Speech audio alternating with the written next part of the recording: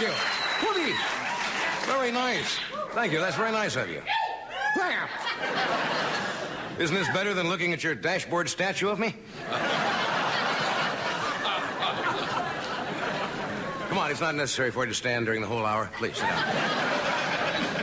Boy, what a great audience. Terrific. We're in a good mood, yeah. Got a good show for you tonight. Before we start, I just saw an announcement just in the sports desk. The Philadelphia Phillies just named George Burns as designated hitter. Pretty good game last night, wasn't it? Yeah, good game. 1-1 now. Some of the Philadelphia players are a little long in the tooth, aren't they? Well, some of the guys are so old they've forgotten where to scratch. You see that?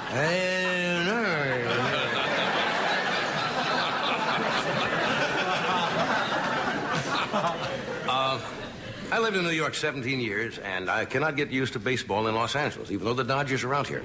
Remember, you'd go to Yankee Stadium, you'd go to Ebbets Field. Yeah. New York fans, no, we have great baseball fans, but New York fans are crazed. Yeah. You know, it's too laid back out here. Back in New York, they yell, George! Out here, you say, hey, go with your feelings.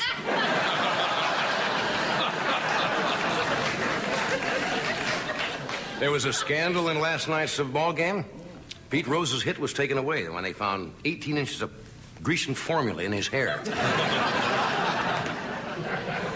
Anyway, it's all tied up. I guess the next game is tomorrow in Philadelphia, the city of brotherly love. The game is listed in TV Guide in Philadelphia as The Old and the Restless. That's what they did in Philadelphia. Another late report in the newsroom. John Houseman was just caught eating at Burger King wearing a Groucho Marx nose and mustache. I keep driving by McDonald's looking for John Houseman. Well, have you seen those commercials? In his three-piece suit walking through the Golden Arches?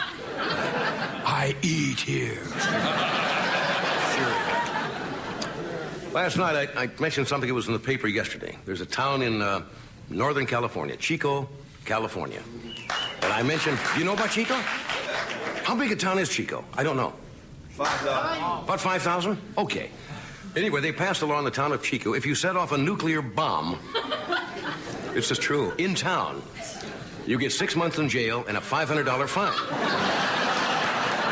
People thought I was making that up, but it's absolutely true. Now, if you set one off in Burbank, you get a reward. Well, I have some exciting political news. John Anderson will announce his candidacy in a few weeks. He's already being called the spoiler for Harold Stassen. George McGovern heard about Anderson's running for president. He says, that guy's living in a dream world. I tell you,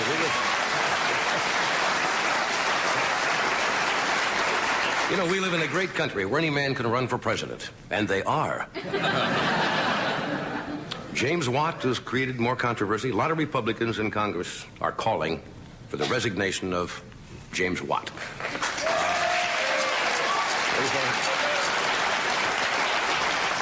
They say he's a liability. Watt says he's not going to resign. Matter of fact, he's on vacation now at his ranch in California. You can spot Watt's ranch if you drive by. You have a joke I don't know about? No, there's a sign at the furthest end of his parking lot that says, crippled parking here. Well,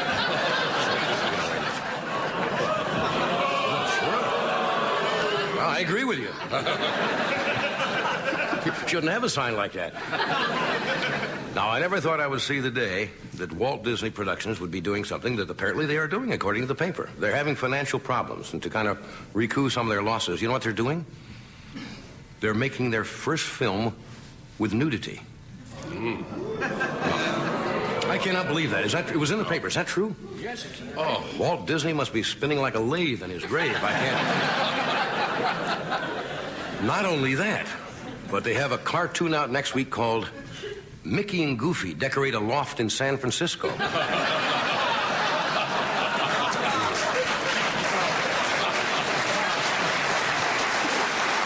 know. Actually, if you think about it, Disney paved the way for screen nudity. Donald Duck's gone bottomless since 1933. Those of you who live in Los Angeles and have a home have a great chance, apparently, to rent it out during next summer during the Olympics. Have you heard about what people are getting for their homes? Something like $10,000 or $20,000 a week. Yeah, you can rent your home out to somebody from another country, but apparently they've had some problems here. And there's a meeting at Mayor Bradley's office next week because people have sent in deposits and they have been lost or something. And they say there are certain questions you should ask yourself and ask the prospective people who are going to rent your home. For example, never rent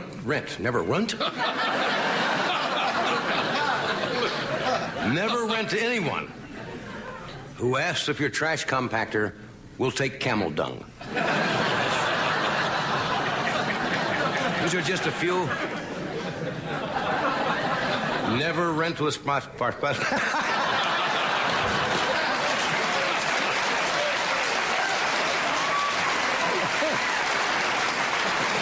Never rent to anyone who calls your backyard ground zero. That's bad. And never rent to anyone who picks up, makes a long-distance phone call and says, ask for Muammar baby. Maybe 3 of those were too many. Now, I hate to finish the monologue on a sad note, but it is kind of sad. I'm going to tell you. Earl S. Tupper, the father of Tupperware. Yes, died today. He was 76 years old, lived in Costa Rica. I didn't know that that's where the name came from. Earl Tupper. And he succumbed yesterday. And he was laid to rest last night in a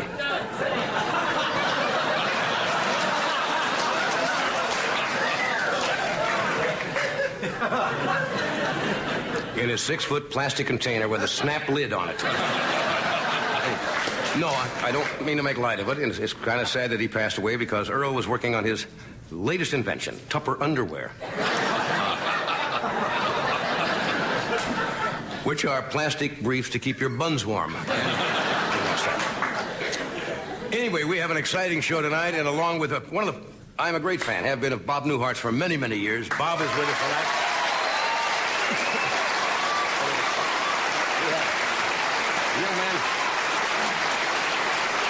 A really fine young actor who was one of the stars of a show that unfortunately the networks saw fit not to keep on the air. The show was called Paper Chase. His name is James Stevens. He is here.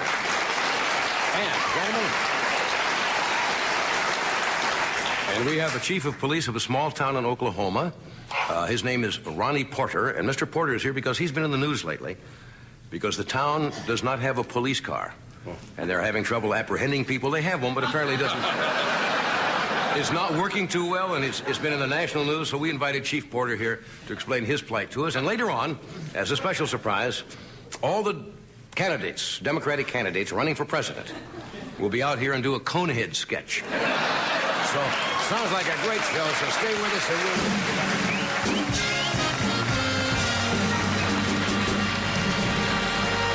Thank you. Thank you.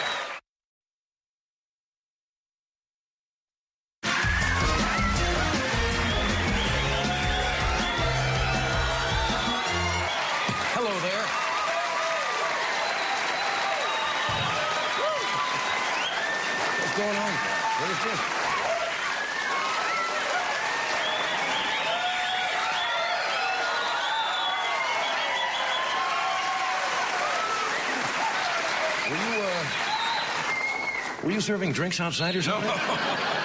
I think they're so happy that we've started our 22nd year. They're very happy. When did we start that? 2 nights ago. We did. This is the 3rd night of our 22nd. That's right. Monday we had our anniversary show, and we showed a lot of highlights and tapes and things we've done the past year. We didn't show everything in that program. Well, you could in a 2-hour show. I'm just trying to help you set it up, that's all. Did I take a pause there? No. All I said was we didn't show everything, and before I could take a breath, you said, well, we couldn't in 2 hours. Well, could we? No, we really had to eliminate a lot of things that people wanted to see, and maybe next year, if we show up next year, we'll have some of those things. Anyway, some of the things we didn't show you, there were other highlights.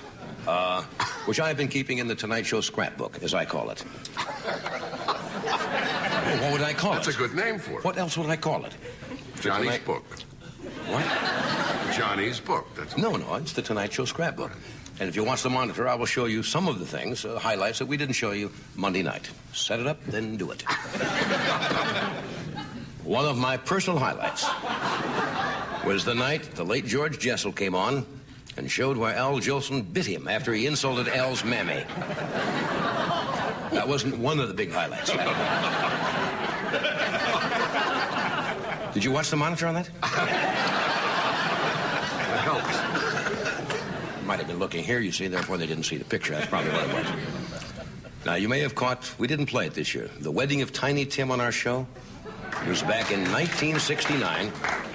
But what you didn't see after the program was when our producer, Fred DeCordova, took advantage of the minister being here and fulfilled a lifelong fantasy. He took as his bride the late Andy Devine. Fred DeCordova, right there. This is one of the worst magic acts we ever booked on the show. Baby Huey Deeney. Seen here making his female assistant's Timex disappear in his neck fat. It was one of the worst acts ever. You know, through the years, people on our show have won a lot of different awards, but I think the most memorable moment may have been last year when Doc was presented with this award, the Gay Emmy. No, come on. I mean anything by that, it's silliness.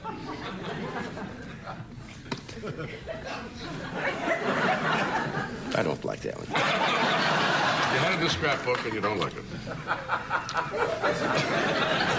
Maybe another one he doesn't like. This is one of our talent coordinators. Her name is Cheryl Thing. And this was taken the morning after she discovered Mr. T. Here Cheryl is describing to me why she wants him to be on the show.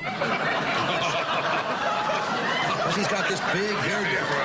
She loves that big mohawk hairdo.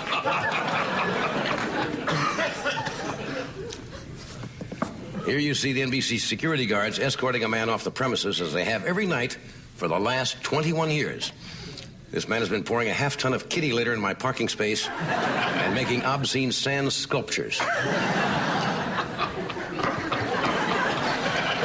Let me just take a look at these.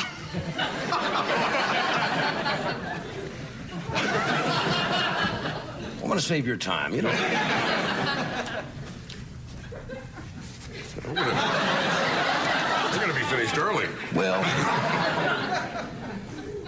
okay. All right. Now, every night, most people don't know this, I make a little extra money after the show by having my two ex-neighbors from Nebraska let their pigs loose in the audience to root for change that people in the audience have dropped in their seats. No, you're not sure on that one. You'll remember this. One of the most unusual acts, we featured her on the show in 1964. This matronly lady came on and went through the change of life while the band played the theme from Bonanza.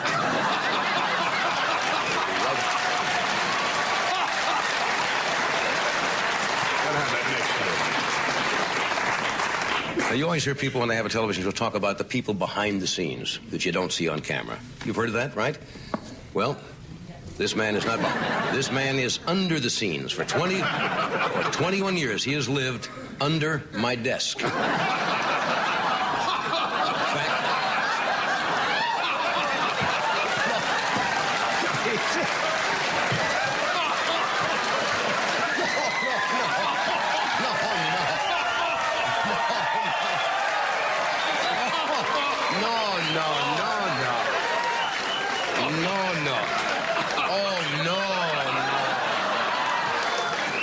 Some away? Oh, and I threw the others away. It's only... You have to look at... You have to take a glance at these pictures. That's awful. The joke was to be because he didn't have a place to live. I didn't know. That is terrible. I've got to study these longer. Okay, this man has been sitting in a camp chair in the parking lot after every show for 21 years and annoying female members of our audience By asking them to guess what he's hiding under his Zorro hat. We got to get rid of him.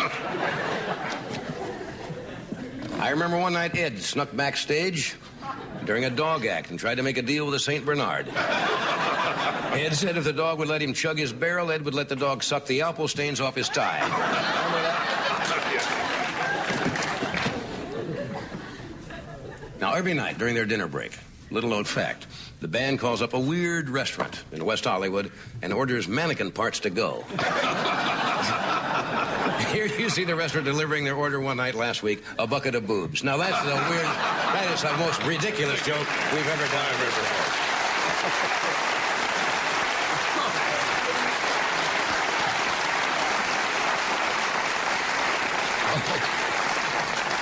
Okay, Louie? Okay.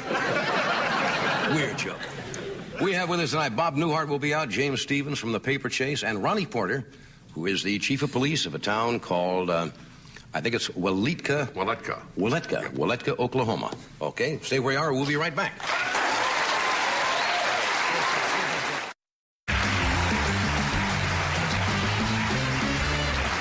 Thank you, Doc. We're back. Bob Newhart will be out in a while. James Stevens. The reason we have this next gentleman on is because he's been getting quite a bit of space around the country in newspapers because he's a chief of police of a small town in Oklahoma called Waletka, and he's been having problems with his police car. We thought he might make an interesting guest, so we invited him to come here and explain what's going on down there. Would you welcome the chief of police, Ronnie Porter? Ronnie?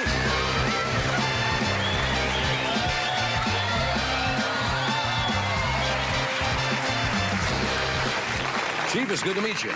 Glad to be here. We met backstage, and you were just coming through, and you looked a little chagrined because somebody said you were going to go into the makeup room. And you didn't know whether you wanted to be made up or not. Oh, yeah, I have to be. Yeah, we have to do that for television. It's nice to meet you. Glad to be here.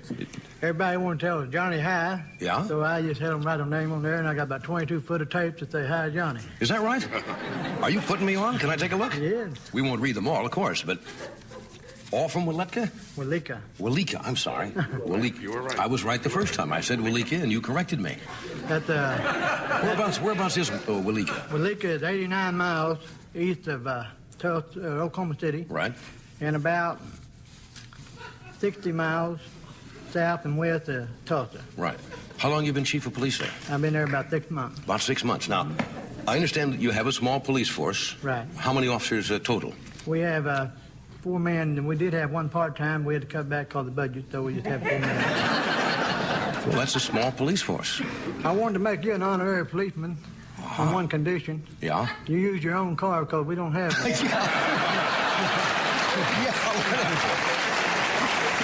Okay, well, I'm honored. Thank you, Chief. Police of Waletka. Okay, now tell me what the problem is. When did you first notice you had problems with the police car? Well, when I took over, we had a 75 and a 76 Plymouth. Uh-huh. Both of them was ex-highway patrol cars. Mm-hmm. The 75 was a backup unit, right. And it was supposed to be in worse shape than our 76. Yeah. So the 76 was using about 3 quarts of oil a day, and you go over 35 miles an hour, it's shaming. So, 3 quarts of oil a day? Then what would happen when you go 35? When you go 35 miles an hour or more, you're putting people's lives in danger because it's shimmied. Shimmied. And there's no industry there, so our budget is down to 0. Right. And it's just like in anything, you got to have money to keep anything going. Yeah. You build a home, you run out of money, you're going to have to stop building that home. So. Yeah, and it's pretty hard when it's a small city, isn't it? Yes, it's 1,200 people. 1,200 people. And I suppose to raise money to get a new police car it's not in the budget this year. That's right. A lot of towns. Well, have you had problems now when you have to try to... occasionally, I suppose you have to chase somebody or apprehend somebody. Well, you do have a few try to outrun you. Mostly whenever they know you ain't got no wheels, they're going to try to outrun you. And I guess what we're doing is telling the whole nation here that you got no wheels down there. Johnny, we do have a car now. Uh-huh. Really, I had a gospel singing to raise money for the police department. Held a benefit, right? I had it nationwide, or statewide rather, throughout many papers and radios that we're going to have a gospel singing for fundraising, try to raise money. Good idea. I had several newspapers, state newspapers, local newspapers, to put it in there as a news item where I could get a a lot of people down. I had about 8 or 10 gospel singers donate their talent to help raise money. And the night of the gospel singing, which was August the 20th, Right. I had the gospel singing. We had about 150 people come out to it. And I got about $150 to $250 in donation to the police department. But I had a news reporter, Tom Carter from Tulsa World, come down to cover the story. And it wasn't too good of a success, so he took pictures of my wore-out police car and put it on the front page of the Tulsa World, which is the newspaper statewide in Oklahoma. Yeah. I had it covered from there, and it hit the Associated Press. Then Paul Harvey called me, and he talked about it. And I had a radio station in Kansas City. Well, you're getting a lot of press on this, then. Right. Have you got a new car yet? Well, that's what I'm trying to say. Excuse me, Chief. I hate to be interrogated by you, Chief.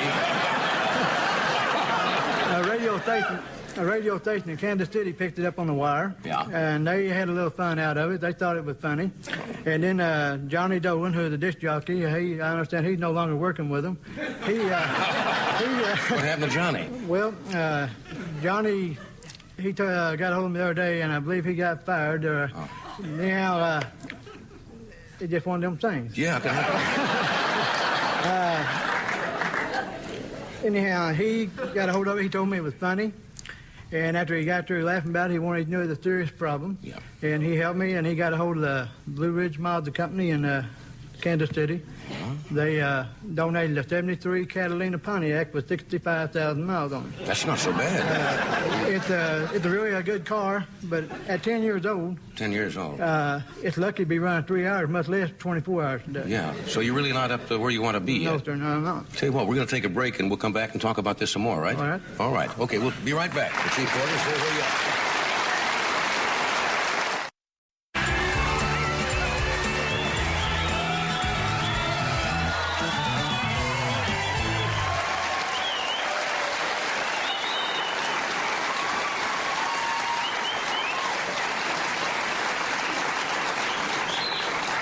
This is the city, Waleeka, Oklahoma. I work here. I'm a cop. Oh, excuse me. We're talking with Chief of Police of Waleeka, Oklahoma, Ronnie Porter. So you got a 63 now? 73. With the old car, did you ever succeed in pulling anybody over at all? Oh, yes, we could stop them. The only thing is when you got too fast like that, you put everybody's life in danger because they was, bad cars. Somebody told me once you stopped one of the local citizens, but while you were talking to her, your car started to smoke or something? Yes, sir. The wire shorted out, and up on making contact with her, looked back, and with the red light going, it shorted out, and it was smoking. So I told her slow it down, got back, and took care of my fire. So you got a real problem there, haven't you? Yes, sir. Yeah, you should have a good police car. Is there much crime in Waleeka at all? Any? Well, it's not a whole lot of crime, but Johnny is just like any other small town. You have to cope with anything that happens, and we have the same crime you have out here. We just don't have it as often. Yeah, well, that's probably true. You have a large jail, or?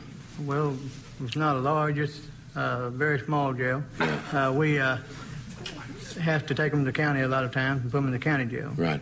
What's the most unusual case since you've been at Waleeka that's happened? Most exciting case? Oh. Outside of the lady you stopped and your car caught on fire. I mean, that's... Well, I've been a chief for about a week. Whenever our police car was vandalized, we had On top of that, they vandalized the car? You have enough trouble. You mean they pick on the car, too? Well, you're not the most liked person, Yeah, of course. I've been a chief about a week. Our police car was vandalized, busted the windshield out of it, cut all 4 tires, which was fairly new tires. I had them apprehended. I was home in bed just about midnight. My patrolman called me. I went out, and I had them apprehended within about 3 hours. Yeah. Of course. They slashed your tires and broke the windshield. Yes, sir. Now, what kind of a punishment would you mete out for something like that? Well, this misdemeanor. Also, they are paying back for the car. Well, they should. They should pay back for the car. Are you from Waleeka yourself? No, sir, I'm not. I've been there about a year. I'm from Wewoka, Oklahoma. Exactly. Wewoka. These are all Indian names, right? Yes. These are all Indian names. How far is that from Walika? It's 36 miles. Do you commute, or do you actually stay in Walika? I live in Walika. Yeah. I have my family, my father, my sister, and brothers. They still live in Wewoka. That's good. That's real nice. I have something I was going to ask. I forgot what it was. Do you have any vice problems there at all? I mean, Oh. you know. I didn't understand what you said. Well, I mean, any vice problems, you know, like gambling or sexual misbehavior or, you know, that's a big problem in big cities. And Well, I'm sure they probably are. For gambling, no. No gambling. You know, like I say, we do have drug problems and things like this. There's a lot of problems we have that I haven't encountered yet, and a lot of them that I'll probably be surprised when I do, because it is a small town. But being a small town, like that, we do have the same problem. We just don't have. Just we had on a bank smaller robbery there scale. about 8 years ago. Who would think There was a a small bank town, robbery? Yes. How long ago was that? 8 years ago. And who would think a small town with 1,200 would have a bank robbery? But you know, they cracked the Bank of Walika, did they? The what? Was that the Walika Bank or that? Yeah, State National Bank of Walika. Yeah. Did you ever apprehend the? Well, I wasn't there, but I'm sure they did. Well, I didn't mean it was your fault. I mean, of course, without a car, it doesn't make much difference anyway. Well, Chief, it's nice of you to come out here, and I really hope that the citizens down there, and maybe your appearance on this show will help people to. We can't ask for donations on the air, but maybe if they feel, you know, that they want to help out, maybe they'll do that. Okay? Well, I appreciate it, because we could use a better car, but I'm proud of the one we got, because we can move now. Yeah, you can get out as long as you can move. Chief, thank you. Give our best to everybody.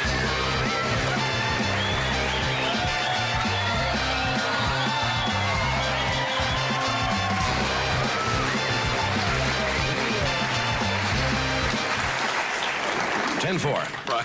He's a nice man. That was Ronnie Porter, and you know, having come from small towns, they have the same problems, you know, as everybody else. But you know, you can't get in your car and chase anybody. That's not much fun. You could put a red light on a cow, you know. It's not too intimidating though. Bob Newhart will be here in a moment, and James Stevens. Stay where you are.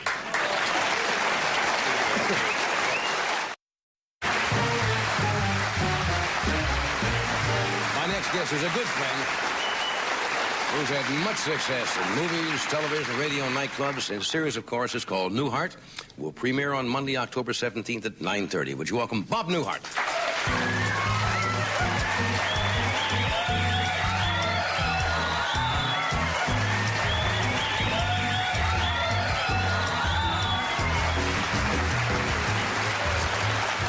I enjoyed the interview with the chief. Nice man. A thought crossed my mind. It might be a nice gesture on your part to donate your DeLorean to the... That's right.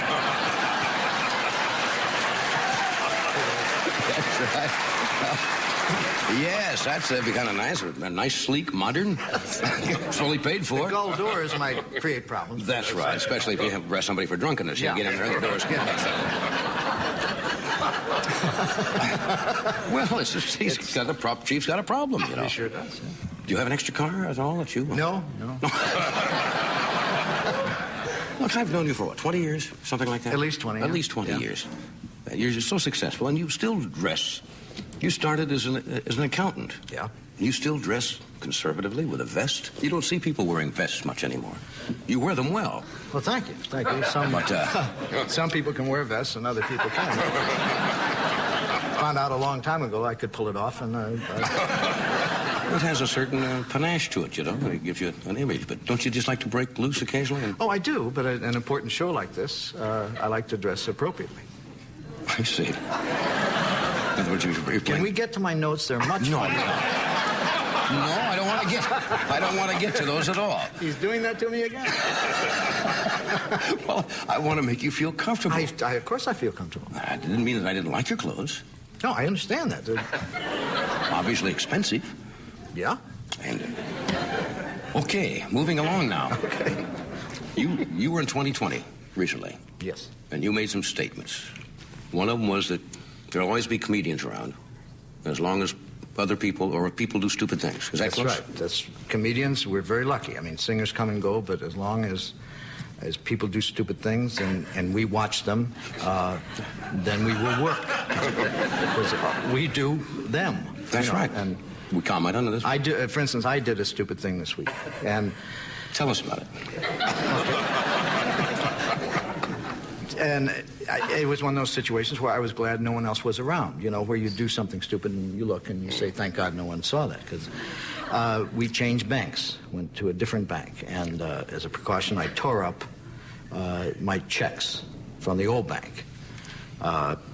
Because I was afraid, you know, somebody would find them and write a check. Sure. And then I tore up the deposit slips because apparently I was afraid that someone would try to deposit money in your name to my old account. Sure. And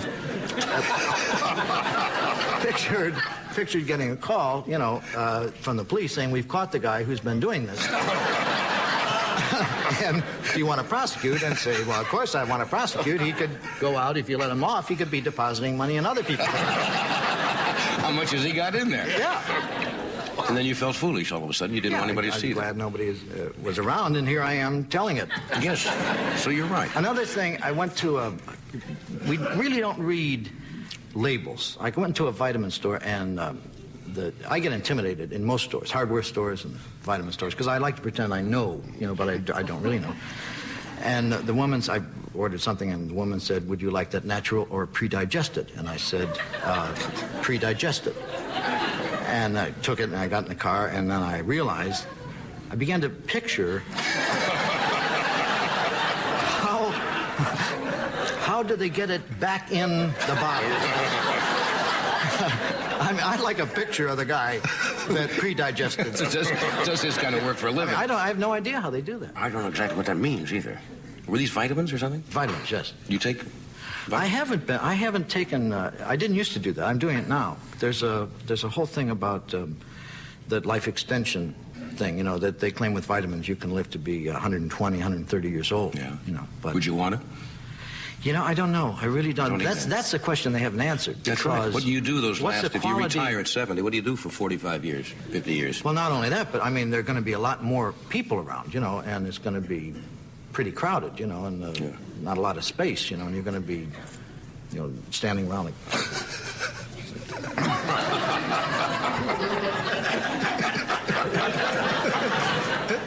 Oh, here comes another one. Don't put him on our row. Come on. Come on. All right. Yeah, that's the problem. 50 years of retirement, love it. You also talk in that show about, and I don't know why comedians, we always get into this. We talk about things that have not worked. Yes. We find great humor in things that go, as they say, down the drain or flop. I've seen you at parties, and we talk about just deadly routines. And we get hysterical about it when you're talking about it. Why is that? Self-protection of some kind? Yeah, I guess so. It's I did a routine. I've done a lot of routines that I've done right not too many feet away. Just a short walk from here, yeah. On the star spot there. With all intention, you think it's going to be dynamite. You think in your head it's a good premise. I think every one you do, you think it has a chance. I did one on it's kind of a parody on lifeboats. You know, the movie Lifeboat, where they all wound up in the lifeboat. And right. I did it with an English accent. I don't know if that had anything to do with it, but he explained that their biggest fear, they didn't know if they would be picked up right away or it could be several days. So the biggest fear was boredom. So they had to kind of amuse themselves in the lifeboat. And so the guy kind of got up an amateur hour in the lifeboat to take their minds off of their plight. And now that sounds pretty amusing. Wait. I know it's going to be tragic, but it sounds good. So one guy raised his hand and he said, "And what do you do, sir?" And he said, "You're able to take your eyeglasses off with your tongue." I don't think that's quite. And that was pretty much the I always thought that was funny. It ended with it happened to be a flamenco team. It happened to be in the lifeboat. Don't tell me. And they danced and put a hole in the boat. I had to get out of it somehow. Didn't you do a routine once about Hungarian singer? I've done about 3 versions of Hungarian Singer on the Ted Mack Amateur Hour. That's the premise. Yeah, I don't know why I'm fascinated by that, but it's a man who he gets on the old Ted Mack Amateur Hour, and he says, I escaped Hungary in 1956 and come to America, and I used to listen Voice America in Hungary, but it's dangerous in Hungary. You listen Voice America because they can put you in prison and throw the doors away. keys away. But I listen in corner of attic, listen the Metropolitan Opera broadcast, and learn to sing the song I'd like to do now, Vesti Lejuba, which I learned from listening Voice America in Hungary. Go right ahead. Good luck. Vesti Lejuba.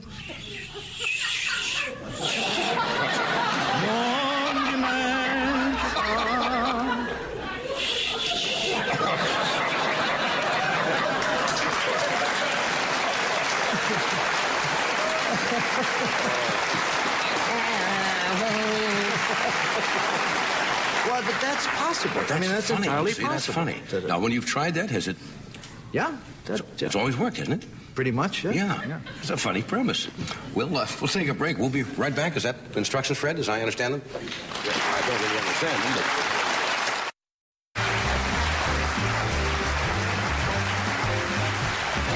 I would like to bring this young man out because we got a little behind time, and you'll be back with us soon, won't you? Thank you, John. Thank you very much. He's a fine young actor. He was the co-star of the television series Paper Chase, which is now on cable TV starting again on October the 15th. Would you welcome James Stevens?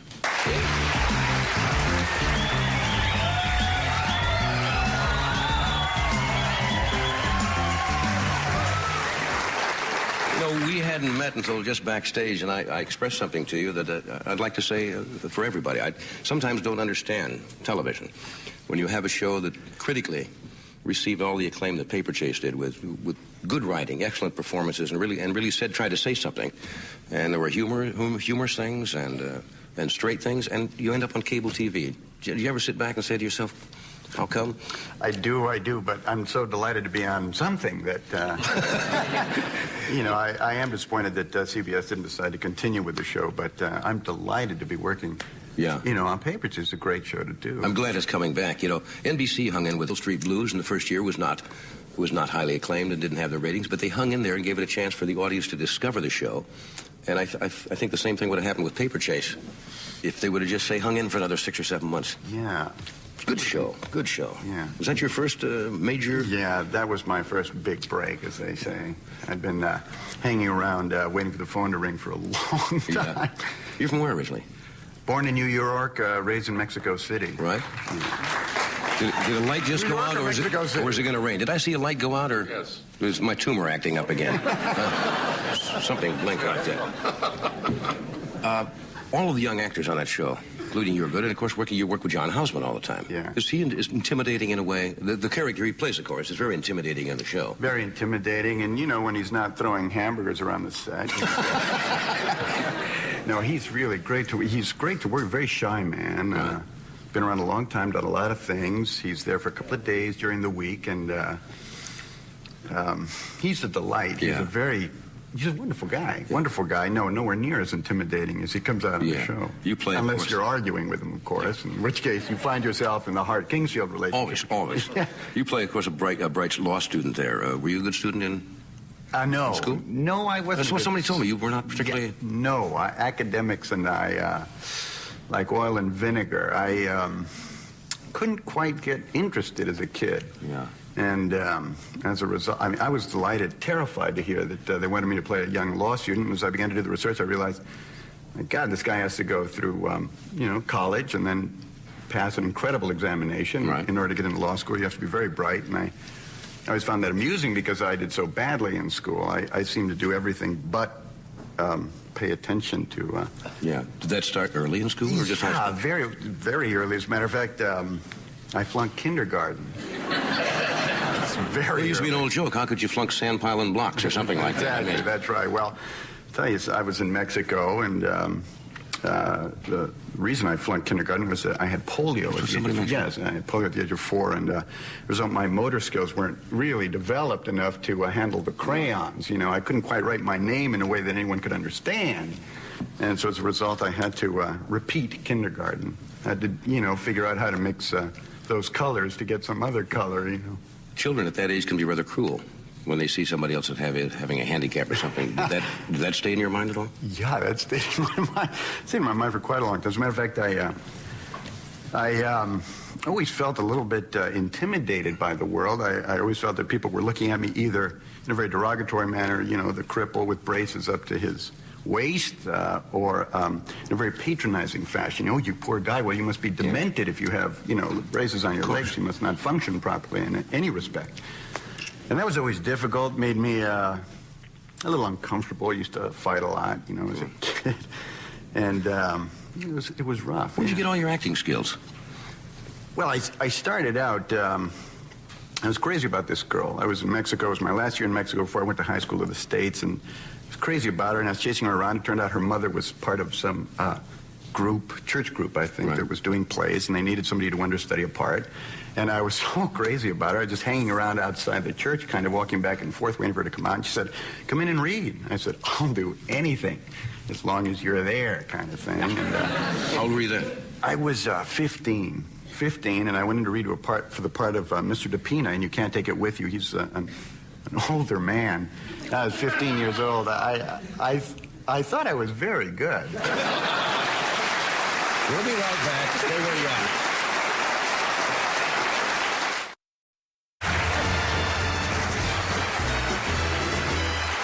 I wish we had more time, and I really do, for both of you. I hope cable.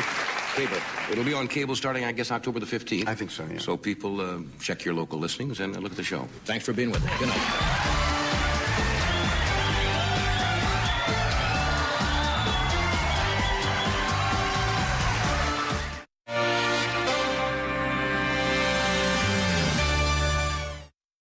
I'm humbled by that applause.